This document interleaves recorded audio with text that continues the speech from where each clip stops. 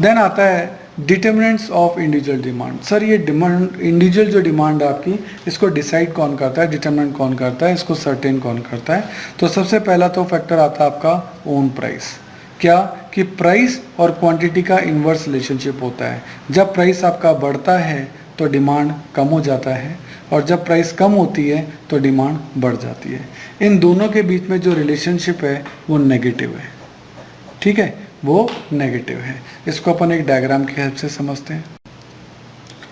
ये आपका ज़ीरो है, ये आपका एक्स एक्सिस है, ये आपका वाई एक्सिस है, सही है। इस पे एक आपका ये डिमांड कर्व है, लेफ़्ट टू राइट डाउनवर्ड है, स्लोपी है, और ये मान लेते हैं आपका प्राइस है, और ये आपकी क्वांटिटी है। ये प्राइस है और ये क्या है, क्वांटिटी है, ठीक है। अब अगर आपका जो प्राइस है, जो भी P है, वो बढ़कर P1 हो जाए, अब ये यहाँ टकराएगा, इससे रिफ्लेक्ट करेगा, नीचे आएगा, तो आपकी क्वांटिटी जो पहले Q थी ना, वो घटकर Q1 हो जाएगी। यानी प्राइस इंक्रीज होने से क्वांटिटी क्या हो जाएगी, डिक्रीज हो जाएगी, क्योंकि इनके बीच में जो रिलेशनशिप है वो आपकी नेगेटिव है, सही है। अब मैं रिवर्स सोचता हूँ, प्राइस अगर कम हो जाए और P2 हो जाए, तो ये यहाँ तक जाएगा, इससे रिफ्लेक्ट करेगा, नीचे आएगा, तो क्वांटिटी बढ़कर कितनी हो जाएगी, Q2 हो जाएगी। तो आप ये देख रहे हैं कि प्राइस बढ़ने पर क्वांटिटी कम हो गई और प्राइस कम होने पर क्वांटिटी बढ़ गई। इसका मतलब इनके बीच में इनवर्स रिलेशनशिप है, इनवर्स कह लो या नेगेटिव रिलेशनशिप कह लो।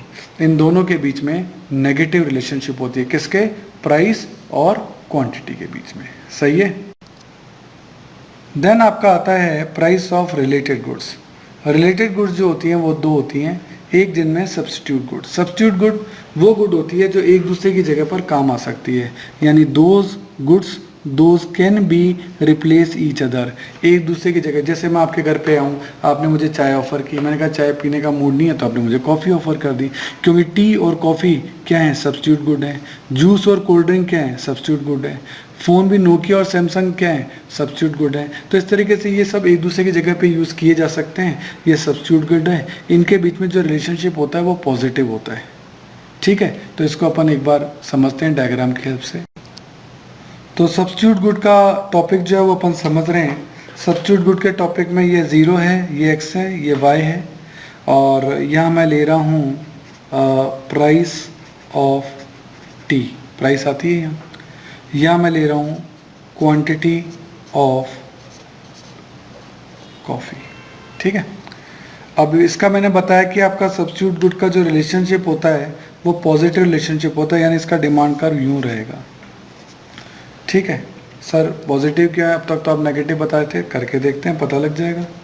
जैसे मान लेते हैं अभी ये इक्विलिब्रियम लेवल ये है, मान लो टी की प्राइसेस बढ़ जाएं, जो पहले पी थी वो P1 हो जाए, ये यहाँ आएगा, यहाँ से रिफ्लेक्ट करेगा, सही है। तो क्वांटिटी ऑफ कॉफ़ी बढ़कर Q से Q1 हो जाएगी। जैसे ही प्राइस बढ़ेगी तो ये हो जाएगा। ऐसा क्यों होगा, देखो, जैसे ही टी की प्राइस बढ़ेगी टी महंगी हो जाएगी, तो लोग कहेंगे यार चाय तो महंगी हुई, चलो अब हम कॉफ़ी पियेंगे, तो इससे कॉफ़ी की डिमांड क्या हो जाएगी, बढ़ जाएगी, सही है। यानी दोनों ही बढ़ रहे हैं, इसीलिए इसको पॉजिटिव रिलेशनशिप करते हैं। उल्टा करके देखते हैं, अगर प्राइस कम हो जाए और ये हो जाए P2, तो कॉफ़ी की डिमांड जो है ना वो कम हो जाएगी। क्यों कम हो जाएगी, सोचो, जैसे ही टी की प्राइस कम होगी तो कॉफ़ी पीने वाले क्या सोचेंगे कि यार टी की प्राइस कम हो गई है, अपन तो टी पीने चलेंगे, दैट्स वाई कॉफ़ी की डिमांड अपने आप ही क्या हो जाएगी, कम। जो चीज़ जीरो के पास आ रही है, ये पास आ रहा है, ये कम हो रहा है, और ये जीरो से दूर जा रहा है, यानी ये बढ़ रहा है। सेम ईयर, ये जीरो के पास आ रहा है, ये कम हो रहा है, ये जीरो से दूर जा रहा है, तो ये बढ़ रहा है। तो सब्स्टिट्यूट गुड का जो रिलेशनशिप है आपस में वो पॉजिटिव है, यानी ये बढ़ेगा तो ये भी बढ़ेगा, ये कम होगा तो ये भी कम होगा, ओके। देन आपका आता है कॉम्प्लीमेंट्री गुड। कॉम्प्लीमेंट्री गुड क्या, कॉम्प्लीमेंट्री गुड वो जो कि साथ में काम आते हैं, है ना, जो कि जॉइंटली डिमांडेड होते हैं, यानी हमेशा साथ में ही काम आएंगे। जैसे कार और पेट्रोल, बिना कार के पेट्रोल काम नहीं आ सकता, बिना पेट्रोल के कार काम नहीं आ सकती। पेन एंड इंक, सही है। तो ये साथ में काम आने वाली चीज़ें हैं और इनका नेगेटिव इफेक्ट होता है, यानी इनका नेगेटिवली रिलेशनशिप होता है। कैसे, वो चीज़ अपन समझते हैं। तो कॉम्प्लीमेंट्री गुड वो हैं जो दोनों गुड जो हैं वो साथ में काम आती हैं। ये भी रिलेटेड गुड्स का ही हेडिंग है, प्राइस ऑफ रिलेटेड गुड्स। उसमें सब्स्टिट्यूट गुड के बाद क्या पढ़ा अपन ने, कॉम्प्लीमेंट्री गुड, उसको देखते हैं अपन।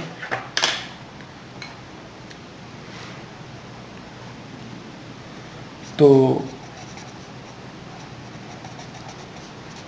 कॉम्प्लीमेंट्री गुड्स अपन देख रहे हैं, 0 x y, ये आपको डायग्राम में बेसिक चीज़ें जो हमेशा लिखनी है ना। अब मैं यहाँ लिखता हूँ आपकी प्राइस ऑफ कार, यहाँ हमेशा प्राइस आती है, और यहाँ है क्वांटिटी ऑफ पेट्रोल, क्योंकि दो गुड्स को अपन देख रहे हैं, पेट्रोल है और ये कार है। इसमें नेगेटिवली स्लोप्ड होता है, दैट्स वाई डायग्राम आपका ये बनेगा। ये आपका डी डिमांड कर रहा है, नेगेटिवली स्लोप्ड है, इसे नेगेटिव रिलेशनशिप कहते हैं। जैसे कि आपका ये आपका डिमांड है और ये आपकी क्वांटिटी हो गई और ये आपकी क्या हो गई, प्राइस हो गई। अब मान लो आपकी प्राइस जो है वो बढ़ जाए, किसकी, कार की प्राइस बढ़कर P1 हो गई, तो कार महंगी हो गई, तो क्वांटिटी पेट्रोल की घटकर Q1 हो जाएगी। ऐसा क्यों हुआ, जैसे ही कार की प्राइस बढ़ेगी तो लोग कारें कम खरीदेंगे, और कारें जब वो कम खरीदेंगे तो पेट्रोल की डिमांड अपने आप कम हो जाएगी। सही है। एक बार उल्टा सोच के देखें, मान लो कार सस्ती हो जाए, यहाँ आ जाए P2, तो कार की प्राइस कम हो गई, तो पेट्रोल की क्वांटिटी बढ़कर Q2 हो जाएगी। क्यों हुआ, जैसे कार की प्राइस कम होगी लोग कार ज़्यादा खरीदेंगे, और जैसे वो कारें ज़्यादा खरीदेंगे तो उनको ज़्यादा पेट्रोल चाहिए होगा, तो पेट्रोल की डिमांड अपने आप बढ़ जाएगी। तो ये कॉम्प्लीमेंट्री गुड्स का कॉन्सेप्ट है। तो कॉम्प्लीमेंट्री गुड्स का जो आपस का रिलेशनशिप है वो नेगेटिव रिलेशनशिप होता है, इसलिए इसका डायग्राम यहाँ है। पॉजिटिव होता तो फिर वो यूँ जाता। सही है। देन नेक्स्ट पॉइंट आपका आता है income of the consumer. Income के साथ, अगर आपकी इनकम बढ़ेगी तो आपका डिमांड भी बढ़ेगी, और यदि आपकी इनकम कम होगी तो आपकी डिमांड भी कम हो जाएगी। यानी इन दोनों के बीच में जो रिलेशनशिप है वो आपका पॉजिटिव रिलेशनशिप है नॉर्मल गुड्स के लिए। एक इन्फीरियर गुड्स आता है, उसका कॉन्सेप्ट अलग चलेगा। नॉर्मल गुड्स का मतलब जो नॉर्मल पब्लिक, जो कंज्यूमर है, जिसे कंज्यूम करता है। देखते हैं, तो हम ये समझ रहे हैं कि नॉर्मल गुड्स का इनकम के साथ पॉजिटिव रिलेशनशिप होता है। ये अपन डायग्राम इस तरह से बनाते हैं, ये इसका डिमांड कर्व है, ये आपकी इनकम है I, और ये आपका क्वांटिटी डिमांड है Q। ठीक है।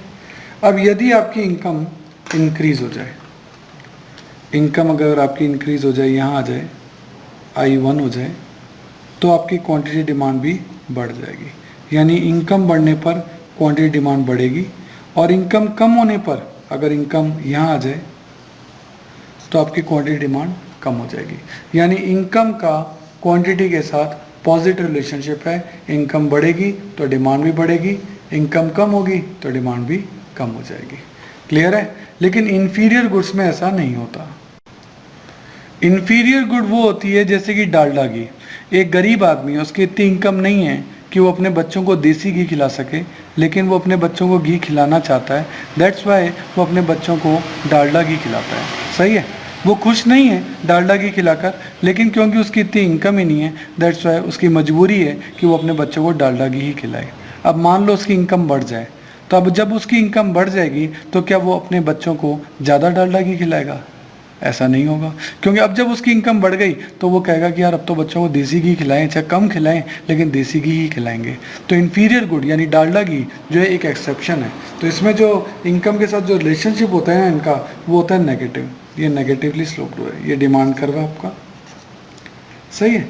इस डिमांड कर्व को अगर अपन देखें कि मान लो आपकी इनकम बढ़ गई, इनकम बढ़ गई, तो डालडा की डिमांड तुरंत क्या हो जाएगी? कम हो जाएगी। इनकम बढ़ते ही कंज्यूमर क्या सोचेगा कि अब तो देसी घी खरीद लेंगे, दैट्स व्हाई क्वांटिटी डिमांड क्या हो जाएगी? कम। वैसे इनकम के साथ मैंने क्या रिलेशनशिप बताया? पॉजिटिव, लेकिन ऐसा नॉर्मल गुड्स में होता है। इन्फीरियर गुड्स जो कि हल्की क्वालिटी की गुड्स होती हैं, कुछ लो क्वालिटी की गुड्स होती हैं, उनके अंदर उल्टा होता है कि इनकम अगर बढ़ जाएगी तो लोगों के कंजम्पशन उस क्वालिटी के लिए कम हो जाएंगे, क्योंकि अब वो डालडा घी खाना पसंद नहीं करेंगे। इंफीरियर गुड्स के बाद नेक्स्ट पॉइंट आपका आता है टेस्ट एंड प्रेफरेंस। जो चीज़ टेस्ट में होती है, प्रेफरेंस में होती है, उसकी डिमांड हमेशा बढ़ती है, और क्योंकि लोगों को पसंद आ रही है, जैसे पिज़्ज़ा है, बर्गर है, लोगों को पसंद है, इसलिए उसकी डिमांड बढ़ेगी। और यही अगर नहीं पसंद आने वाली चीज़ हो, मान लो टिंडे की सब्जी है, तो ऑब्वियस उसकी डिमांड क्या होगी, कम होगी, क्योंकि वो टेस्ट में नहीं है। ऐसे ही फ्यूचर एक्सपेक्टेशन, यदि आपको कोई कह दे कि इस ज़मीन के प्राइस बढ़ने वाले हैं तो आप तुरंत खरीद लो, तो आपकी क्या इच्छा करेगी, सही बात है, इसको खरीद लेते हैं क्योंकि इसके प्राइस बढ़ जाएंगे तो हमें फ़ायदा होगा। तो फ्यूचर एक्सपेक्टेशन है ना, वो भी जो है वो मैटर करती है कि हाँ भाई आपको चीज़ खरीदनी चाहिए या नहीं। अगर आपको लग रहा है कि इसके भाव फ्यूचर में बढ़ने वाले हैं तो आप उसे तुरंत खरीदेंगे। तो ये सब हमने पढ़े डिटरमिनेंट्स ऑफ इंडिविजुअल डिमांड, है ना। Own price, price of related goods, उसमें 2 substitute goods, complementary goods, then income of the consumer, उसमें भी 2 concept, normal goods, inferior goods, then taste and preference, और लास्ट में आया फ्यूचर एक्सपेक्टेशन। ये individual की है। तो सर मार्केट डिमांड को क्या है, तो देखो ये है मार्केट डिमांड। मार्केट डिमांड क्या कहती है, size and composition of population. ये हमें क्या कहते हैं कि देखो अगर साइज क्या है पॉपुलेशन का, वो भी एक मैटर करता है। देखो यहाँ पॉइंट 1 में लिखा है साइज। अब साइज की अगर अपन बात करें, पॉपुलेशन की साइज की बात हो रही है, इंडिया में पॉपुलेशन ज़्यादा है, जब पॉपुलेशन ज़्यादा है तो डिमांड भी क्या होगी, ज़्यादा। यही हम अगर ऑस्ट्रेलिया की बात करें, ऑस्ट्रेलिया की पॉपुलेशन क्या है, कम है, तो वहाँ डिमांड भी क्या होगी, कम। इसका मतलब साइज जो है डिमांड पे फर्क डालता है।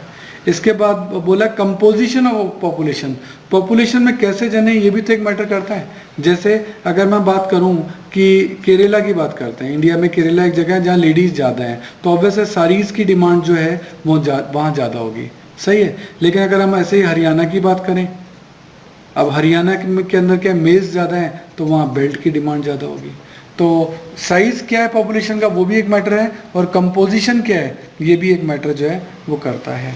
तो इसीलिए मैंने यहाँ लिखा है कंपोजिशन ऑफ पॉपुलेशन में कि मेल ज़्यादा हैं तो बेल्ट्स की डिमांड ज़्यादा होगी, फीमेल ज़्यादा है तो साड़ियों की डिमांड ज़्यादा होगी, चिल्ड्रन ज़्यादा है तो टॉयज़ की डिमांड ज़्यादा होगी, और अगर ओल्ड एज पीपल ज़्यादा हैं तो उनको सारे के लिए स्टिक चाहिए होगी, उसकी डिमांड ज़्यादा होगी। तो ये भी एक मैटर करता है। आगे है सीज़न एंड वेदर। तो देखो सीज़न वेदर में तो ये है कि अगर विंटर होगा तो वूलन क्लोथ्स की डिमांड ज़्यादा होगी, जैकेट्स की डिमांड ज़्यादा होगी। ऐसे ही बारिश का सीज़न होगा, वेदर होगा, तो उस वक्त अम्ब्रेला की डिमांड या रेनकोट की डिमांड जो है वो बढ़ सकती है। इसको इन्होंने एस से डिनोट किया है, पॉपुलेशन को P0 से डिनोट किया है। देन है distribution of income. Distribution of income, जैसे इसके लिए एग्जांपल मैं मुकेश अंबानी का लेता हूँ, बॉम्बे में रहता है। मान लो मुकेश अंबानी की इनकम 100 करोड़ रुपए बढ़ जाए, तो उससे बॉम्बे की डिमांड पे क्या फ़र्क पड़ेगा भाई, एक ही जने की तो इनकम बढ़ी है, वो क्या कुछ ज़्यादा रोटियां थोड़ा ना खा लेगा, लेकिन उससे डिमांड नहीं बढ़ सकती। लेकिन अगर ये 100 करोड़ रुपए मुंबई के लोगों में बांट दिए जाएं, तो ऑब्वियस है इससे क्या होगा कि मुंबई के सभी लोगों के पास पैसा आ जाएगा, इससे मुंबई की डिमांड बढ़ जाएगी। लोगों के पास पैसा आया तो डिमांड बढ़नी है। तो इसका मतलब अगर इक्वल डिस्ट्रीब्यूशन हो जाए सब लोगों में इनकम का, तो डिमांड बढ़ती है। और अगर अनइक्वल डिस्ट्रीब्यूशन हो कि एक ही जने के पास सारी इनकम आ जाए मुकेश अंबानी के पास, तो उससे डिमांड बढ़ने पर कोई फ़र्क नहीं पड़ेगा। तो ये है डिटरमिनेंट्स ऑफ मार्केट डिमांड। पहले वाले जो इंडिविजुअल वाले जो 5-6 थे वो तो कंटिन्यू हैं, ये वाले साथ में ये 3 और जुड़ जाएंगे, वो +3 ये मार्केट डिमांड बन जाएगा, सही है। उसके बाद आपका आता है डिमांड फंक्शन। देखो नेक्स्ट टॉपिक आपका है डिमांड फंक्शन। और डिमांड फंक्शन जो है वो एक टेक्निकल रिलेशनशिप बताता है, किस में, क्वांटिटी डिमांड और वेरियस फैक्टर्स में। फैक्टर अपन को पता है, प्राइस, टेस्ट है, प्राइस ऑफ रिलेटेड गुड्स है, और आपका इनकम है, और फ्यूचर एक्सपेक्टेशन है, ये सब। तो इसको इस तरीके से कुछ लिखा जाता है, ये देखो, demand of X commodity equal to को पढ़ो डिपेंड्स ऑन, यानी demand of X commodity, demand of X commodity depends on function of, जो भी ब्रैकेट में लिखा है, यानी डिमांड एक्स की डिपेंड करती है किस पर, फंक्शन। फंक्शन का मतलब है अप डाउन, भाई या तो डिमांड बढ़ेगी या कम होगी, किस पे डिपेंड करती है, ये डिपेंड करती है, ब्रैकेट में इंफॉर्मेशन लिखी है, प्राइस पर, price of X commodity, price of related goods, income, taste and future expectation, ये इनके बीच में फंक्शनल रिलेशनशिप बता रहा है। सही, ये तो इंडिविजुअल डिमांड फंक्शन है, क्योंकि ये इंडिविजुअल की वो 5-6 चीज़ें बता रहा है। जब मार्केट डिमांड फंक्शन होगा तो ये चीज़ें तो आएंगी, साथ में P0, S और D जुड़ जाएगा। P0 का मतलब पॉपुलेशन का साइज एंड कंपोजिशन, S का मतलब सीजन एंड वेदर, और D का मतलब डिस्ट्रीब्यूशन ऑफ इनकम, जो ये 3 हम ऊपर पढ़ के आए हैं। सही है, वो पहले वाले तो कंटिन्यू हैं ही, साथ में ये 3 जुड़ जाएंगे, ये कहलाता है डिमांड फंक्शन। उसमें सारे ये फॉर्मूला लिखना पड़ेगा, इसके कंटेंट जो है वो लिखने पड़ेंगे। सही है, तो इस तरीके से डिमांड फंक्शन भी आपका 2 टाइप का हो गया, एक तो इंडिविजुअल डिमांड फंक्शन और एक market demand function. Market demand function refers to the functional relationship, ये वर्ड याद रखने पड़ेंगे, functional relationship between market demand and factors, जो भी इसको अफेक्ट करते हैं ये आपको याद करने पड़ेंगे। ओके, बाकी फिर अपन लॉ ऑफ डिमांड है वो नेक्स्ट आपके इस वीडियो में देखेंगे। ओके।